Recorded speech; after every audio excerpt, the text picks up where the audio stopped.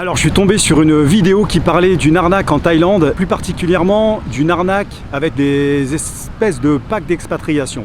Et c'est la chaîne Vivre en Thaïlande qui avait fait une vidéo là-dessus parce qu'elle parle même de certaines personnes qui vont facturer jusqu'à 3000 € pour être en contact avec elles et vous aider en Thaïlande. Bref, le sujet de cette vidéo, c'est pas de vous expliquer les packs en question, mais c'est d'essayer de comprendre qui sont ces personnes. Eh bien, j'ai réussi d'avoir un contact avec une personne qui s'appelle Sai. Sa chaîne, c'est Pharang en Thaïlande. Et je le suivais déjà. D'ailleurs, il est avec moi. Salut YouTube. Donc, dans cette vidéo, on va essayer d'en savoir un petit peu plus sur ce que c'est que ces packs. Est-ce que c'est une arnaque? Est-ce que c'est vraiment une aide? Et est-ce qu'il faut vraiment payer au minimum 3000 € pour avoir quelques conseils? Je vais donc interviewer Sai qui va nous expliquer pas sa formation, c'est pas le but de cette vidéo, mais qui va nous expliquer en fait depuis combien de temps il est là, pourquoi il s'est expatrié en Thaïlande. En même temps que je marche, je fais gaffe parce qu'il vient de pleuvoir, donc il y a des grandes flaques et j'ai pas envie d'avoir les pieds trempés. Donc je vous dis à tout de suite, je vais l'interviewer.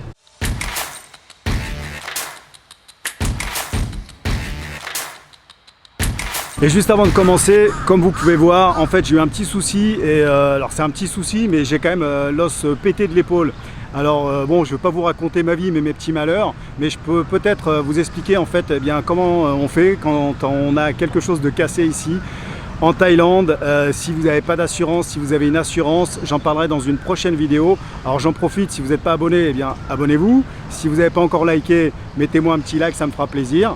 Et puis pourquoi pas, mettez-moi dans les commentaires donc si vous avez vu justement cette vidéo qui parlait des arnaques que proposaient certains expatriés, ou alors est-ce que c'est vraiment une arnaque, est-ce que c'est tout simplement des prix qui sont prohibitifs.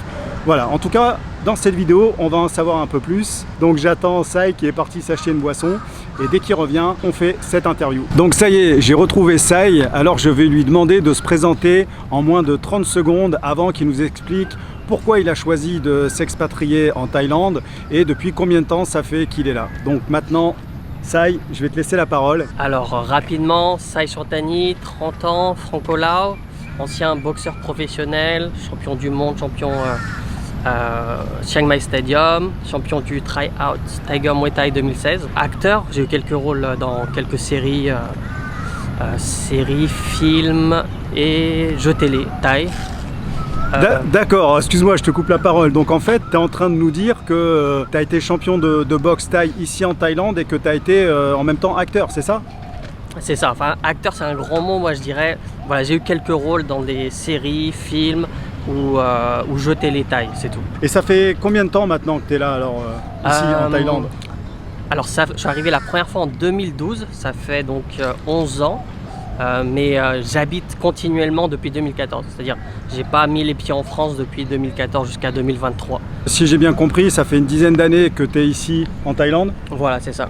Quel a été ton déclic, ton déclencheur? Et en fait, tu as été très jeune parce que tu avais quoi? Tu avais une vingtaine d'années quand tu es venu? La première fois que je suis venu en Thaïlande, j'avais 18 ans, ouais. Et quand je suis venu vivre totalement, j'avais environ 20 ans. Alors avant que tu nous expliques ton pack d'expatriation et en quoi il consiste, j'aimerais que tu donnes gratuitement comme ça deux conseils à des personnes qui voudraient s'expatrier. Alors ça va être difficile parce que il y a vraiment des catégories dans l'expatriation. En tout cas moi je le vois comme ça. Si on vient chercher un travail en Thaïlande, ça va être différent que si on a déjà un travail en ligne et on veut vivre depuis la Thaïlande, ou alors qu'on est retraité et qu'on souhaite faire sa retraite en Thaïlande. Pour moi c'est totalement différent. Ou d'autres cas similaires un peu comme toi, c'est-à-dire t'as pas encore l'âge d'être retraité, d'avoir un visa retraite en Thaïlande, mais tu souhaites quand même y vivre, et ben c'est encore une autre catégorie, donc c'est une autre approche sur l'expatriation. Donc c'est difficile, on va trop rentrer dans les détails je pense si on rentre catégorie par catégorie, ça risque d'être un peu long et ennuyeux pour tout le monde. Et donc j'aimerais savoir qu'est-ce que tu fais en Thaïlande, parce que bon, tu as une chaîne YouTube, mais tu m'as dit que tu travaillais, et qu'est-ce que tu fais comme travail et depuis combien de temps en fait? Alors je suis commercial dans une boîte internationale, enfin la boîte est thaï, mais on a un marché international. Je m'occupe du marché français personnellement, et je fais ça depuis 2019, juste avant le Covid, et avant ça j'étais boxeur professionnel. Alors là, il faut que tu m'aides. Je galère avec la caméra. Est-ce que tu es dans le cadre là? Des fois, non. Des fois, non. Tu es trop droit, il faudrait un peu pencher comme ça. Et si tu veux avoir un peu plus de vision, tu peux le détourner comme ça. Il faudrait que tu sois de l'autre côté. Si tu es de l'autre côté et tu le détournes comme ça, tu vas plus me voir, non? Ah mais oui. Mais clairement. Mais clairement. Ok, petit conseil technique parce que eh bien, j'essaye cette interview en me baladant avec toi justement et j'étais en train de galérer pour arriver à ce que tu sois dans le cadre. Donc bon, maintenant je pense que c'est beaucoup mieux. Ouais, ça a l'air. Hein, bah ouais, c'est impeccable. Maintenant je m'en sors très bien. Dis-moi, Saï, maintenant ça fait une dizaine d'années que tu vis ici en Thaïlande.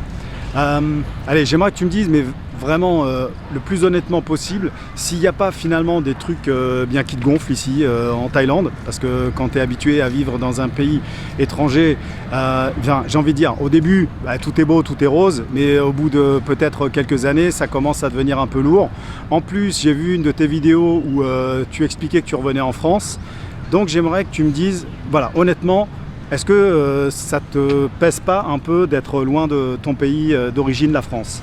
Alors, ce qui va me peser le plus, ça va être loin de la famille et de les amis d'enfance. C'est surtout ça qui va me peser. Après, ouais, au début, tout était, comme tu dis, tout était rose en Thaïlande. C'est-à-dire, tu voyais que des bons côtés, aucun mauvais côté. Et avec le temps, tu arrives à voir que des mauvais côtés. Enfin, en tout cas, c'était mon cas. Et après, avec encore plus de temps, tu t'y fais. Et finalement, tu les vois presque plus les mauvais côtés. Genre là, tu me dis, c'est quoi le côté le plus contraignant d'être en Thaïlande, ou ce qui m'embête le plus? Bah, je saurais pas trop quoi te dire, à part d'être loin de la famille, bien sûr, mais sinon, je saurais pas trop quoi te dire parce que, en fait, je me suis fait et pour moi, c'est normal aujourd'hui. D'accord, donc en fait, c'est quand même intéressant. Tu as quand même eu une période où tu t'es presque demandé ce que tu faisais en Thaïlande et si tu allais pas revenir. C'était à ce point-là ou... Ouais, il y a eu des moments de doute, hein. Il y a eu des moments de doute parce que alors c'est difficile de dire comme ça, tu me prends un peu à froid, moi j'aime bien réfléchir à mes réponses en général. Mais bien sûr il y a eu des moments de doute où pendant une période je me suis dit il y a ça qui est problématique, il y a ça, est-ce que c'est vraiment bien de vivre ici?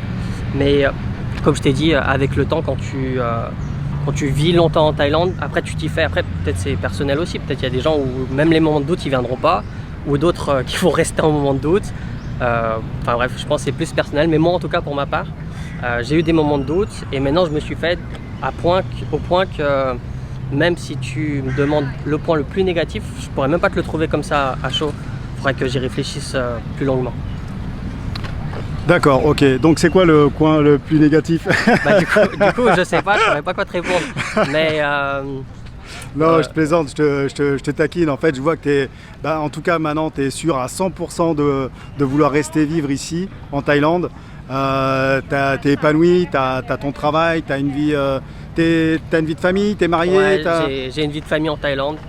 Ça fait, ici c'est chez moi, je me sens chez moi. Tu vois, moi je suis venu ici en Thaïlande, ouais. J'ai pas eu besoin de pack d'expatriation, je suis venu un peu, comme on peut dire, la fleur au fusil, tu vois. Ouais. Je voudrais savoir quels avantages on peut avoir quand on investit dans ce genre de pack. Qu'est-ce que tu proposes, etc., que tu puisses le dire en 3 minutes, tu vois, que tu nous expliques un petit peu ce que c'est. Ouais, les avantages que moi personnellement je trouve intéressants, c'est déjà d'avoir tout clé en main dans une formation à peu près 2 heures. On part pas dans du blabla, on va droit au but. C'est l'avantage parce que effectivement sur ma chaîne mais aussi sur d'autres chaînes on peut trouver la plupart des informations qui sont évoquées même qu'on va rencontrer en Thaïlande. Mais voilà, vous allez vous taper des centaines de vidéos avec plein de blabla entre. Au lieu, par exemple une vidéo sur des questions administratives, on peut la faire en 1 minute 30, 2 minutes. Et parce que les gens ils font des vidéos de 8 à 10 minutes en général, c'est ce qui est demandé sur YouTube pour que les gens regardent. Et va falloir se taper 8 minutes de blabla qui sont pas forcément utiles. On va voir de tout de A à Z. On va commencer par voir ce qu'on recherche. Parce que comme je l'ai dit en début de vidéo, si on vient pour trouver un travail ou pour être retraité, le chemin n'est pas le même. Même s'il y a beaucoup de similitudes, je me répète, mais le chemin n'est pas le même. Ensuite, on va voir donc les visas. Après les visas, il va falloir trouver un logement. Après un logement, il va falloir pour certaines personnes peut-être acheter un condo. Donc on va pouvoir le retrouver dans cette formation parce que j'ai acheté mon condo et j'ai des amis qui l'ont acheté sans passer par des avocats. Parce que justement, j'y viens sur cette vidéo, on va éviter les affiliations au maximum. Il y a plein d'entreprises qui font de l'aide pour faire des visas ou des avocats, plus ou moins avocats, qui font de l'aide pour faire des visas ou pour acheter un condo. En mon sens, c'est pas utile parce que moi, j'en ai pas eu besoin. Mes amis français qui ont acheté ici n'en ont pas eu besoin. Donc il y a déjà ces points-là, on va éviter. Toutes les affiliations, là, vous allez perdre de l'argent. En fait, peut-être vous n'allez pas utiliser ma formation, vous allez gagner 300 € parce qu'actuellement, elle est à 300 €. Mais en fait, vous allez les utiliser dans d'autres services sans peut-être vous en rendre compte quand vous allez passer par, alors j'ai envie de dire un agent immobilier, mais même pas en général parce que c'est pas vous qui allez payer. En fait, l'agent immobilier, en général, quand vous prenez une location chez un agent immobilier, vous prenez un contrat sur 1 an, sur 12 mois, et il y a 1 mois qui revient à l'agent. Donc c'est pas vous qui allez le payer directement. Donc ça n'a pas trop de sens. Mais comme je vous disais, quand vous allez demander un visa, si vous ne savez pas trop comment s'y prendre, etc., parce qu'il y a pas mal de papiers, quand vous voyez la liste, vous êtes un peu perdu. Donc vous allez passer par une agence, vous allez payer, alors je ne connais pas les prix, mais on doit peut-être aux alentours des 25 000 bahts, non? T'avais regardé un peu toi? Ouais, genre, mais c'est de suite, en fait, moi ce que j'ai pu regarder, et en même temps c'est pour ça que j'accepte que tu parles de cette formation dans cette vidéo, c'est parce que la moindre chose qu'on veut faire par soi-même, la vidéo elle est remboursée 3 fois. Donc, exactement. La formation, pardon. La formation, ouais. La formation elle est remboursée 3 fois, et donc c'est vrai que j'ai trouvé que c'était vraiment intéressant, que c'était très complet. Et en plus, donc, tu me disais en off que, sans que tu passes la journée avec la personne, mais suivant certains cas, en fait, tu peux accueillir ou passer un peu de temps avec la personne, que ça soit en présentiel, que ça soit en vidéo, que ça soit... C'est ça, exactement. En fait, comme la formation, je l'ai faite, mais j'ai pas vraiment eu de retour de personnes qui l'ont utilisée sur le long terme. Ça fait, il manque peut-être des choses auxquelles on ne se rend même pas compte à froid. On a besoin d'un avis extérieur qui nous donne pour compléter cette formation. Donc moi, ce que j'ai mis en place, c'est déjà, vous pouvez me contacter de façon illimitée. Si vous avez des questions qui ne sont pas abordées dans la formation, je vous répondrai. Si vous avez le besoin de me rencontrer pour avoir mon avis personnel sur peu importe, si vous avez le besoin de me rencontrer, en tout cas c'est possible. Mais le but de la formation, c'est pas de vous répondre à toutes les questions. L'important, le but en tout cas, c'est que tout soit présent dans cette formation. C'est-à-dire, si vous me posez des questions, j'y répondrai bien entendu, mais je vais continuer à travailler dessus pour ajouter les questions qui ne sont pas répondues dans cette formation pour que le prochain client, il n'a pas besoin de me reposer la même question. Il aura sa réponse directement dans la vidéo qui sera complétée, enfin dans la formation qui sera complétée par une nouvelle vidéo. Ouais, il y aura une mise à jour en fait. Voilà, mise à jour régulière. Tu me disais aussi tout à l'heure en off que par exemple, c'est pareil pour acheter une voiture, on ne peut pas acheter une voiture si on n'est pas taille ou selon certaines conditions. Non, en fait, si tu achètes neuf, on va souvent te demander un work permit. Ça va dépendre des dealers de voitures, mais en général, on va te demander, en tout cas, acheter du neuf. Deuxième main, tu n'as pas besoin ni d'avoir de work permit, ni d'être taille. Tu peux très bien être propriétaire de ta voiture. Pareil d'une moto. À condition d'avoir le permis. Même pas. Pour être propriétaire, tu n'as pas besoin d'avoir le permis. Tu peux l'acheter et la donner à quelqu'un ou la prêter à quelqu'un. Donc tu n'as pas besoin d'avoir le permis. Si tu veux conduire et être couvert en cas d'accident avec quelqu'un, là oui, il va falloir mais un permis. si tu veux qu'elle t'appartienne, non? Parce que moi j'avais entendu dire que si tu n'avais pas le permis, tu pouvais pas la mettre à ton nom. Non, du tout. Moi, mon premier scooter, j'avais pas le permis quand je l'ai acheté. Et même en fait, j'en ai acheté combien de véhicules? J'en ai 1, 2, j'en ai acheté 3. Les 3, j'avais pas le permis. Je l'ai eu peu de temps après mon troisième véhicule. Donc c'est pas un souci. Ce qui va être compliqué, après ça dépend des transports office. C'est parfois ils vont te demander, par exemple comme je t'ai dit, un work permit ou un visa 1 an, parfois non.